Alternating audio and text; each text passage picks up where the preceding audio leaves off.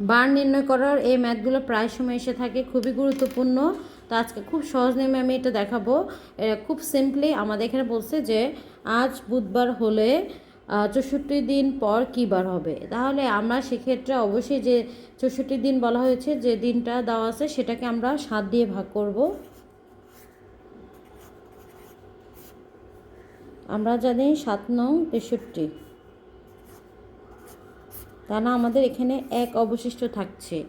এই এক অবশিষ্ট থাকা মানে হচ্ছে এই যে বুধবার, এর একদিন পর যে বারটা আসবে সেটা, তাহলে বুধবারের পরের যে দিনটা সেটা হচ্ছে বৃহস্পতিবার।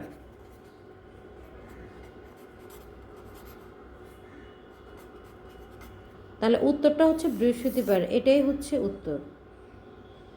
এর মানে হচ্ছে যেটা আমাদের অবশিষ্ট থাকবে এবং যেটা আমাদের যে বারের কথা বলবে ওই অবশিষ্ট অংশটা ওই বারের সাথে আমরা যোগ করে যে বারটা পাবো সেটাই হবে উত্তর।